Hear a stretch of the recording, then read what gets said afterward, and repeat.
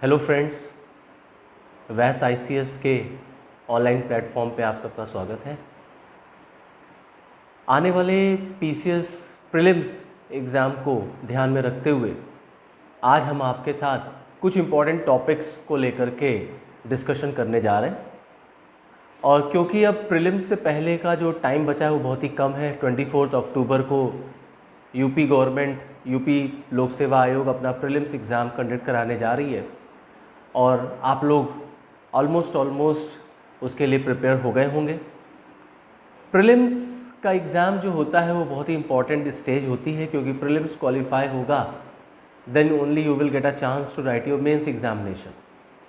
तो मेरा ये मानना है कि आप सबको अपना 110% प्रीलिम्स एग्ज़ाम में लगाना चाहिए, जिससे कि आपका प्रीलिम्स जो है एट एनी कॉस्ट क्लियर हो। लेकिन देखिए, क्योंकि अब प्रीलिम्स 24 अक्टूबर को होना है, बहुत ही कम समय बचा है, तो अब क्या स्ट्रैटेजी हो, क्या रणनीति हो जिससे हम मैक्सिमम बेनिफिट गेन कर सकें, अपने टारगेट को हम अचीव कर सकें, अपना गोल हम अचीव कर सकें। और हमारा भी इनिशियल गोल है कि हमारा प्रीलिम्स क्वालिफाई हो जाए। तो इसी चीज़ को लेकर के आज मैं आपके साथ डिस्कशन करने जा रहा हूँ। And my topic for discussion will be Indian economy, कि ये आने वाले PCS के एग्ज़ाम के लिए, प्री के लिए आप इंडियन इकोनॉमी को कैसे कवर करें कि जो आपके प्रीलिम्स में 15 से 20 क्वेश्चन इकोनॉमी के आ रहे हैं उसमें मैक्सिमम क्वेश्चंस आपके सही हो जाएं, और जो आप रिवाइज करके जा रहे हैं, जो आप पढ़ के जा रहे हैं, वहाँ से आपको क्वेश्चंस भी मिल जाएं। तो आइए शुरू करते हैं। इकोनॉमी के इम्पॉर्टेंट सेक्शंस को हम देखते हैं कि अब जो कि समय बहुत कम है हमारे पास, तो इतने लिमिटेड रिसोर्सेज में, इतने लिमिटेड टाइम में हम कौन कौन से एरियाज़ को कवर अप करें। तो जब आप इकोनॉमी को रिवाइज़ कर रहे हैं तो अब आप पूरी इकोनॉमी को प्लीज़ मत रिवाइज़ करिए। जो आप पढ़ चुके हैं वेल एंड गुड, बहुत अच्छी बात है। अब कोई नई चीज़ पढ़ने की कोई ज़रूरत नहीं है। Now the time is just to revise and revise. जितना ज़्यादा से ज़्यादा हो सके आप रिवाइज़ करिए, क्योंकि अब बहुत ही कम दिन बचे हैं आपके एग्ज़ाम के। तो 24 अक्टूबर को तो आपका प्रीलिम्स ही है, तो 24 अक्टूबर तो आप हटा ही दीजिए। 22 और 23 तक आपको पढ़ना है। तो वहाँ तक हम कितना पढ़ें, कैसे पढ़ें कि हमारे एग्ज़ाम्स में, प्रीलिम्स में इकोनॉमी से क्वेश्चंस हमको मिल जाए। तो देखिए, अब रिवीजन के टाइम पर आप कुछ टॉप प्रायोरिटीज़ पर कुछ टॉपिक्स को रखिए। टॉप प्रायोरिटीज़ का मतलब है आप इन टॉपिक्स को ध्यान से देखिए, रिवाइज करिए बहुत अच्छे से। जैसे फॉर एग्ज़ाम्पल, आप बजट को बहुत ध्यान से पढ़ के जाइए। Now budget is very important section for state and for UPSC। अब ये जो आप बजट पढ़ेंगे, इस बजट को आप दो पार्ट में डिवाइड कर दीजिए, of the central government end of the state government. तो केंद्र सरकार और राज्य सरकार दोनों का बजट आपको देखना है। स्टेट में दोनों के बजट से क्वेश्चन आता है। बजट को भी हम कैसे पढ़ेंगे, तो बजट में आप एलोकेशंस को प्लीज़ देख करके जाइए। कुछ इंपॉर्टेंट एलोकेशंस PCS के एग्ज़ाम में एलोकेशन से बहुत क्वेश्चन आते हैं। एलोकेशन का मतलब किसी योजना को कितना पैसा दिया गया। कुछ इंपॉर्टेंट स्कीम्स को आप देखिए जो बजट में गवर्नमेंट ने अनाउंस की है, चाहे वो भारत सरकार की हो चाहे राज्य सरकार की। राज्य के बजट को बहुत विशेष तौर पर, बहुत फोकस्ड वे में, बहुत महत्व से आप उसको पढ़िए। स्टेट के बजट से बहुत क्वेश्चन आते हैं एग्ज़ाम में, डायरेक्ट स्ट्रेट अवे क्वेश्चंस पूछ दिए जाएंगे। तो स्टेट के एग्ज़ाम में जैसे फॉर एग्जांपल कोई योजना हमने शुरू की है, मोदी जी ने सरकार ने कोई योजना शुरू की। जैसे आजकल जो योजना बहुत चर्चा में है, that is of state government, that is 1 district and 1 product. तो 1 डिस्ट्रिक्ट और 1 प्रोडक्ट जैसी स्कीम्स जो है, जो गवर्नमेंट ने लॉन्च की है, उसे आप पढ़िए। कब शुरू हुई, क्या मोटिव है, कितना पैसा दिया गया, किस दिन शुरू किया गया, इन सारी चीज़ों को। क्योंकि स्टेट में इकोनॉमी मोर और लेस फैक्चुअल इन नेचर रहता है। कुछ ही क्वेश्चंस होते हैं जो मल्टीपल चॉइस के होते हैं या डायरेक्ट कॉन्सेप्चुअल बेस्ड क्वेश्चन होते हैं। अदरवाइज क्वेश्चन जो आते हैं वो फैक्चुअल क्वेश्चन ज़्यादा आते हैं। ऐसे ही आप सेंट्रल गवर्नमेंट को, बजट को आप देखेंगे जब आप बजट पढ़ेंगे केंद्र सरकार का। बजट के साथ साथ इकोनॉमिक सर्वे से भी क्वेश्चन आता है। स्टेट में भी इकोनॉमिक सर्वे से आता है। इकोनॉमिक सर्वे में वो आपसे मिनरल्स वगैरह के बारे में पूछते हैं, जो थोड़ा सा ज्योग्राफी का टच हो जाता है।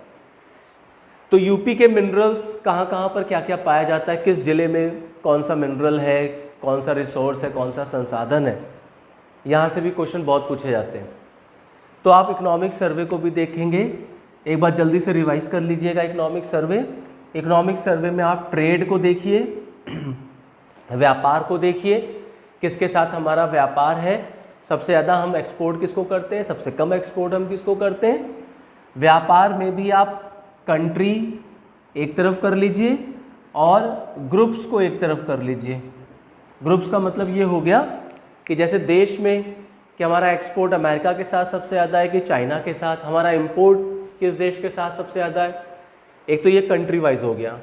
ग्रुप वाइज होता है कि हम आसियान देशों के साथ, यूरोपियन यूनियन के साथ सबसे ज़्यादा बिजनेस करते हैं, एक्सपोर्ट इंपोर्ट करते हैं, ये ग्रुप हो गया।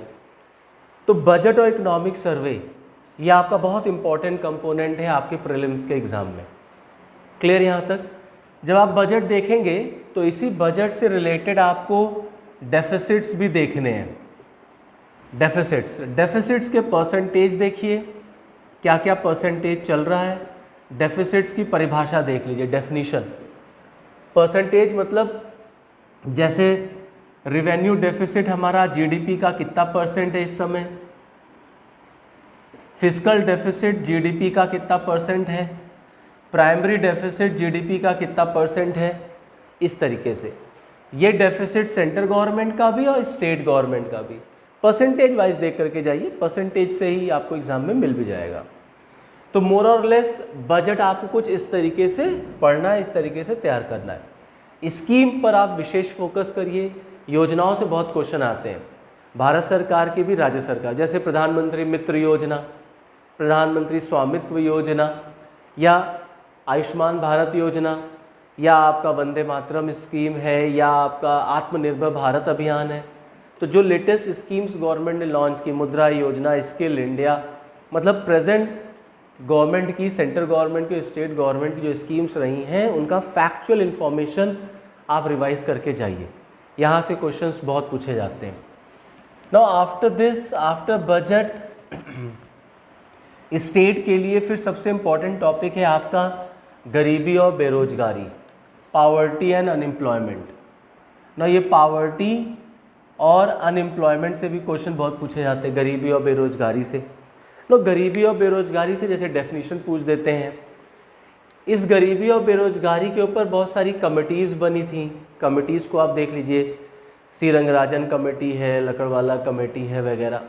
कब बनी थी, किसने क्या रिकमेंडेशन किया था, किस कमेटी ने क्या सजेस्ट किया था, गरीबी का आकलन हम कैसे करते हैं, बेरोजगारी के टाइप्स देख लीजिए, अनएम्प्लॉयमेंट के प्रकार देख लीजिए, भारत में किस प्रकार की बेरोजगारी पाई जाती है ये आप देख लीजिए, ठीक है, ज़्यादातर। प्लस गरीबी और बेरोजगारी को दूर करने के लिए सरकार ने क्या स्टेप्स लिए हैं, मतलब कौन कौन सी हमने स्कीम शुरू की है गरीबी और बेरोजगारी के लिए। हाउसिंग सेक्टर की स्कीम्स देख लीजिए, कोई गरीब है व्यक्ति, उसके लिए भारत सरकार ने, राज्य सरकार ने हाउसिंग सेक्टर में स्कीम शुरू की होगी, उसको आप देख लीजिए। तो पावर्टी और अनएम्प्लॉयमेंट आपका इस तरीके से कवर अप होगा। ये भी एक बड़ा इंपॉर्टेंट सेक्शन है जहाँ से एग्ज़ाम में क्वेश्चन आता है।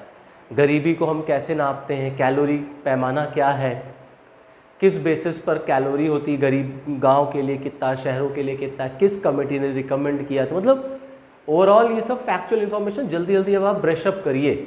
अब आपको याद करने का टाइम नहीं है, अब आपका रिवीजन का टाइम है।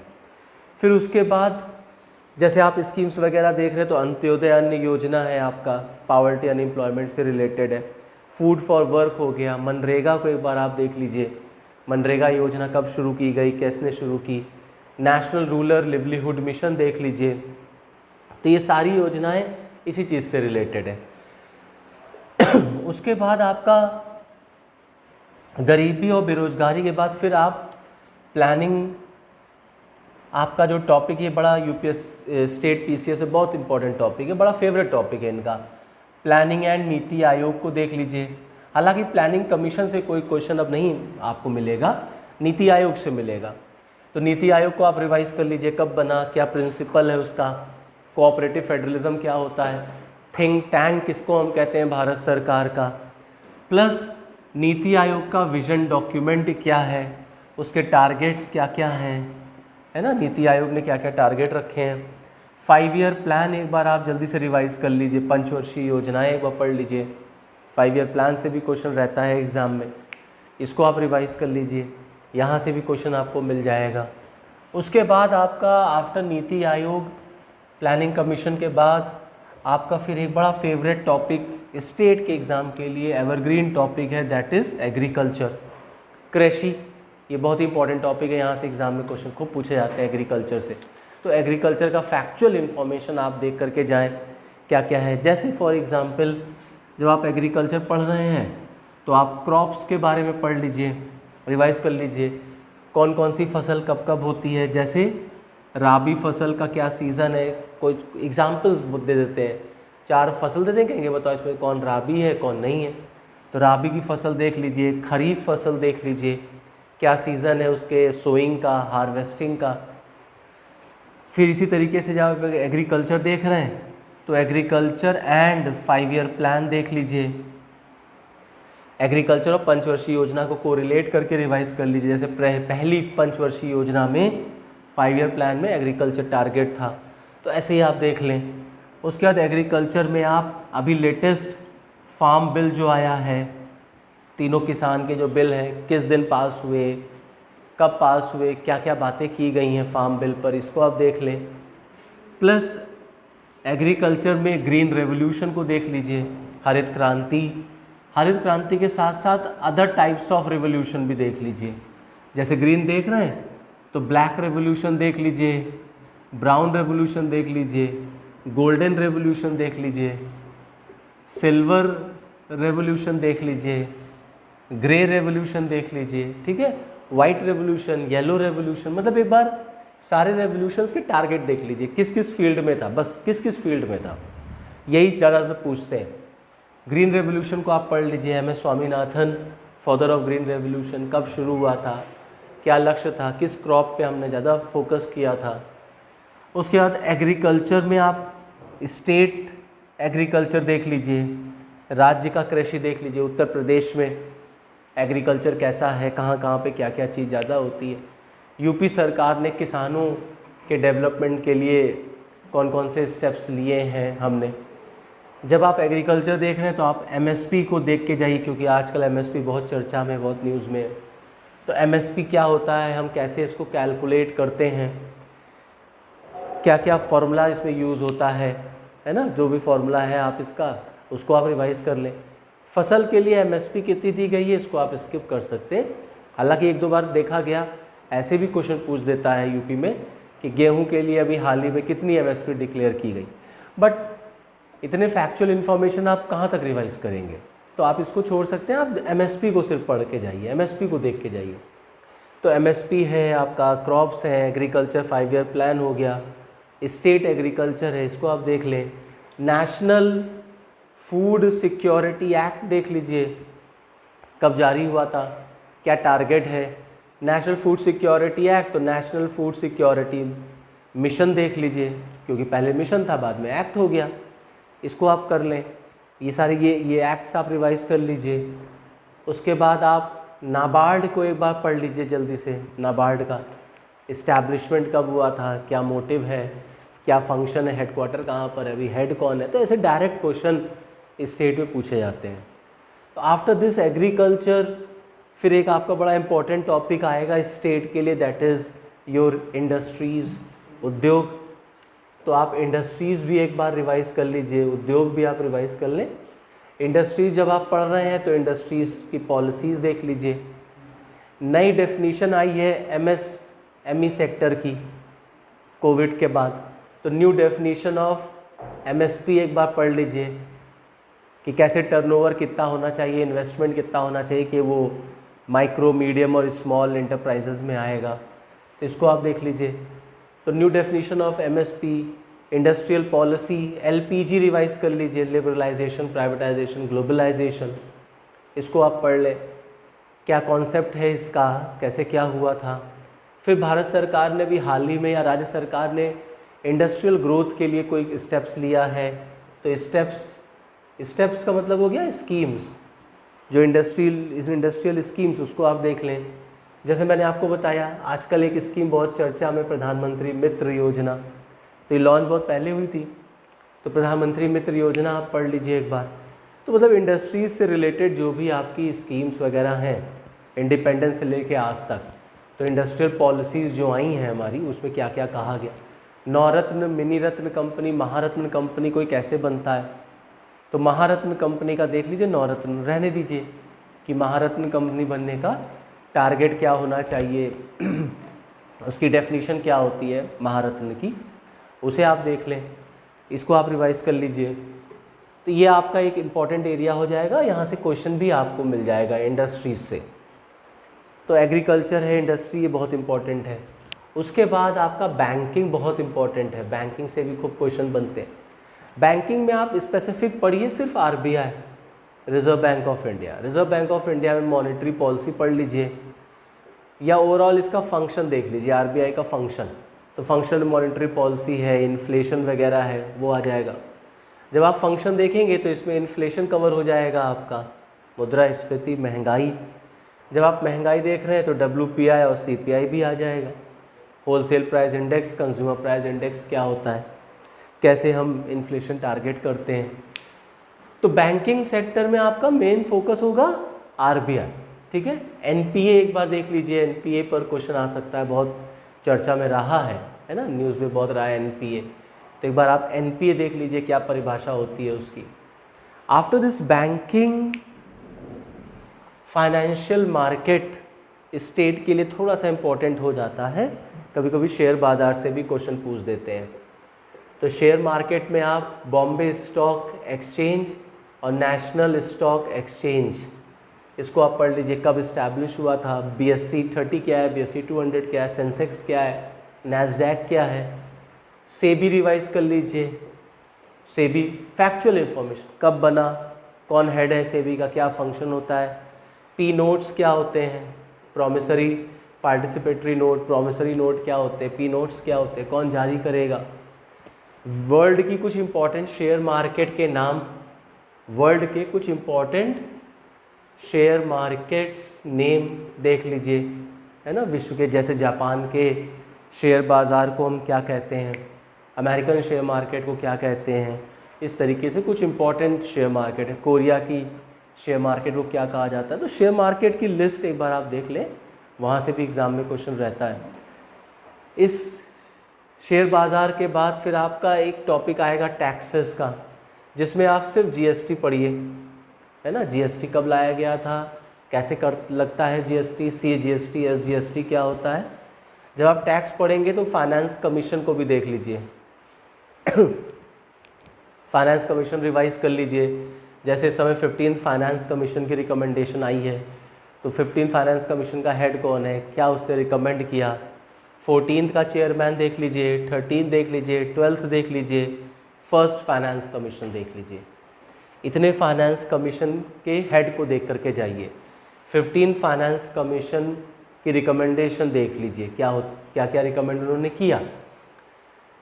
फाइनेंस कमीशन का आर्टिकल कौन अपॉइंट करता है, कैसी संस्था है, ये सब बहुत पूछा जाता है। तो ये सब आप एक बार रिवाइज कर लें। GST पे फोकस रखिए टैक्सेस को लेकर के, कि डायरेक्ट टैक्स, इनडायरेक्ट टैक्स क्या होता है, GST कैसा टैक्स है, इसको आप कर लें। आफ्टर दिस फिस्कल डेफिसिट को थोड़ा सा डिटेल में आप पढ़ें, राजकोषीय घाटे को, फिस्कल डेफिसिट को आप थोड़ा सा डिटेल में पढ़ लीजिए। एक बार इसको रिवाइज कर लीजिए फिस्कल डेफिसिट को, और FRBM एक्ट को रिवाइज कर लीजिए, इसी से रिलेटेड है। तो FRBM एक्ट कब आया था, क्या टारगेट था उसमें, जो फैक्चुअल इन्फॉर्मेशन है उसको आप देख लें। फिस्कल डेफिसिट का फॉर्मूला, डेफिनेशन, अभी कितना चल रहा है, कितना हमारा लक्ष्य है, इसको आप देख लिए। उसके बाद balance of payment, foreign trade, balance of payment देख लीजिए, foreign trade, balance of payment जैसे करंट अकाउंट, कैपिटल अकाउंट में क्या क्या आता है। फॉरेन ट्रेड पढ़ लीजिए, बैलेंस ऑफ पेमेंट से रिलेटेड है फॉरेन ट्रेड। इसी फॉरेन ट्रेड में आप LPG को एक बार फिर रिवाइज कर सकते हैं, वो भी बड़ा इम्पॉर्टेंट एरिया रहेगा फॉरेन ट्रेड के पार्ट पर। उसके बाद आपका एक एरिया जहाँ से एग्ज़ाम में क्वेश्चन बनता है, दैट इज़ इंटरनेशनल ऑर्गेनाइजेशन, अंतर्राष्ट्रीय संगठन। अंतर्राष्ट्रीय संगठन के हेडक्वार्टर्स बहुत पूछते हैं, तो हेडक्वार्टर देख लीजिए आप, हेड देख लीजिए मेन चीज़ों का, जैसे वर्ल्ड बैंक जरूर पढ़ के जाइए, IMF पढ़ लीजिए, WTO देख लीजिए। WTO देखिए तो WTO के समिट्स भी देख लीजिए, कब कब कौन कौन सा सम्मेलन हुआ, कहाँ कहाँ पर हुआ, वर्ल्ड बैंक, IMF, WTO। उसके बाद कुछ इंपॉर्टेंट ग्रुप्स देख लीजिए, कुछ इंपॉर्टेंट इंटरनेशनल ग्रुप्स जैसे आसियान देख लीजिए, जैसे regional comprehensive economic partnership RCEP, इसको आप देख लीजिए। RCEP बड़ा इंपॉर्टेंट है, आसियान इस समय बड़ा इंपॉर्टेंट है क्योंकि चर्चा में बना रहा। तो RCEP का फुल फॉर्म क्या है, इंडिया इसका मेंबर है कि नहीं है, कौन कौन इसके मेंबर्स हैं, ये सारी चीज़ें। ब्रिक्स देख लीजिए, सम्मेलन कहाँ हुआ ब्रिक्स का, कब बना, ये सब चीज़ें। उसके बाद आपका शंघाई कोऑपरेशन ऑर्गेनाइजेशन, इसका हेडक्वार्टर कहाँ पर है, इंडिया इसका मेंबर है कि नहीं है, ये सारी चीज़ें। तो ये इंटरनेशनल ऑर्गेनाइजेशन से भी एग्ज़ाम में क्वेश्चन आते हैं। यूपी का आप एग्ज़ाम दे रहे हैं तो यूपी के इकोनॉमी को ज़रूर आप देखें, यूपी का बजट ज़रूर देख के जाएँ, यूपी सरकार की स्कीम ज़रूर देख के जाएँ। तो ओवरऑल ये कुछ इम्पॉर्टेंट टॉपिक्स हैं, जो एवरग्रीन टॉपिक्स हैं, जहाँ से एग्ज़ाम में क्वेश्चन मिलते ही मिलते हैं, आते ही आते हैं। क्योंकि मैंने आपको बताया, क्योंकि आप यूपी का एग्ज़ाम दे रहे हैं तो यूपी का भी थोड़ा सा आप देखिए, यूपी स्पेशल से भी क्वेश्चन आते हैं। तो यूपी स्पेशल भी आप एक बार पढ़ लीजिए, उसमें एग्रीकल्चर है, इंडस्ट्री है, इकोनॉमिक पॉइंट, उसको आप देख लें। हालांकि यूपी पूरा आर्ट एंड कल्चर, पॉलिटी, ये सब इम्पॉर्टेंट है, वो एक एरिया हो जाएगा आपके एग्ज़ाम के लिए जहाँ से एग्ज़ाम में क्वेश्चन आता है। उसके बाद आपको अपने एग्ज़ाम से रिलेटेड लास्ट ईयर के पेपर्स ज़रूर लगाने हैं। ना लास्ट ईयर के स्टेट के PCS के इकनॉमी के पेपर्स को मैंने डिस्कस किया है, वो आपको हमारे ऐप पर अवेलेबल है, आप वहाँ पर देख सकते हैं, यूट्यूब चैनल पर भी अवेलेबल है। लास्ट ईयर के पेपर्स को आप ज़रूर रिवाइज़ करके जाएं, वहाँ से भी एग्ज़ाम में क्वेश्चन आता है, डायरेक्ट क्वेश्चन पूछ लिए जाते हैं आपके लास्ट ईयर के पेपर से। तो डायरेक्ट आप देखेंगे, ओवरऑल अगर आप देखें ना पूरे स्टेट के प्री के पेपर में 15 से 20 क्वेश्चन डायरेक्ट आ जाते हैं, हिस्ट्री, ज्योग्राफी, पॉलिटी, इकोनॉमी, सबसे। ऐसे इकोनॉमी में भी कई क्वेश्चन वैसे सेम टू सेम रिपीट हो जाते हैं। तो आप लास्ट ईयर के पेपर्स को आप ज़रूर लगा करके जाएं, लास्ट ईयर का पेपर आपको बहुत हेल्पफुल होगा। और इन टॉपिक्स को आप पढ़ के जाएं, इन टॉपिक्स को आप रिवाइज़ करके जाएं, यहाँ से भी आपके एग्ज़ाम में क्वेश्चन आने के चांसेस ज़्यादा हैं। क्योंकि अब हमारे पास समय कम है, तो हमें अब बहुत स्ट्रैटेजिकली अपनी प्रिपरेशन को आगे लेके चलना है, रिवाइज़ करना है, नया कुछ नहीं पढ़ना है। Now there is no time to study anything new. आप कुछ नया अपना पढ़ें, just revise what all you have studied और what all you have prepared till date. तो आज तक आपने जो कुछ पढ़ा है, जो कुछ आपकी तैयारी हुई है, अब सिर्फ आपको उसको रिवाइज़ करना है। रिवीजन करते रहिए चीज़ों का, ताकि एग्जामिनेशन हॉल में चीज़ें आपको रिकॉल हो जाएं, कन्फ्यूजन ना क्रिएट हो और आप मैक्सिमम क्वेश्चन सही करें। क्योंकि अल्टीमेटली अभी हमारा टारगेट है प्रीलिम्स निकालना, क्योंकि प्री निकलेगा तभी फाइनली आप आगे मूव करेंगे और आपको मेंस लिखने का मौका मिलेगा। तो इस समय हमें हर सेक्शन से इम्पॉर्टेंट टॉपिक्स को कवर अप करना है, महत्वपूर्ण बिंदुओं पर ध्यान देना है, फोकस करना है। कुछ इम्पॉर्टेंट टॉपिक्स मैंने आपके साथ डिस्कस किए, इन टॉपिक्स को आप पढ़िए। मैं एक बार फिर कह रहा हूँ, स्कीम्स वगैरह को आप ज़रूर रिवाइज़ कर लीजिएगा। भारत सरकार की भी, राज्य सरकार की भी डेवलपमेंटल स्कीम से क्वेश्चन बहुत पूछे जाते हैं। वो डेवलपमेंटल स्कीम अनएम्प्लॉयमेंट से भी रिलेटेड हो सकती है, गरीबी से भी हो सकती है, इकोनॉमिकल डेवलपमेंट से भी हो सकती है, इंफ्रास्ट्रक्चर से रिलेटेड हो सकती है। इंफ्रास्ट्रक्चर का भी एरिया एक इम्पॉर्टेंट एरिया है, वहाँ से भी क्वेश्चन रहता है। भारत सरकार ने, राज्य सरकार ने इंफ्रास्ट्रक्चर से रिलेटेड क्या क्या काम किए, बजट में हमने क्या अनाउंसमेंट किया इंफ्रास्ट्रक्चर को लेकर के, चाहे वो यूपी सरकार हो, चाहे वो गवर्नमेंट ऑफ इंडिया हो। यहाँ पर हमें स्टेट गवर्नमेंट पर ज़्यादा फोकस करना होता है, क्योंकि हमारा एग्ज़ाम स्टेट का है।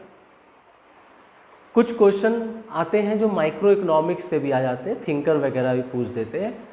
अगर वो आपको याद रहे, जैसे डिमांड एंड सप्लाई का एरिया है, अगर आपको याद रहे वेल एंड गुड, अदरवाइज उसके लिए आप बहुत परेशान ना हो।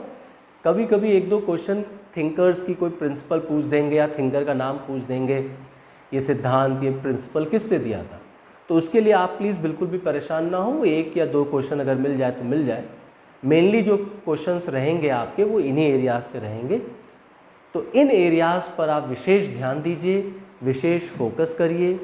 एक बार इन सब एरियाज़ को आप बढ़िया से रिवाइज़ करिए, अच्छे से रिवाइज़ करें, और मैं उम्मीद करूँगा कि आपका प्रीलिम्स जो है वो बहुत अच्छा जाए। मेरी तरफ से आप सबको ऑल द बेस्ट। अच्छा सा प्रीलिम्स का आप एग्ज़ाम दें, इन एरियाज़ को आप रिवाइज़ करें, और मैं उम्मीद करूँगा कि आपका प्रीलिम्स जो है वो निकले। So thank you and all the best.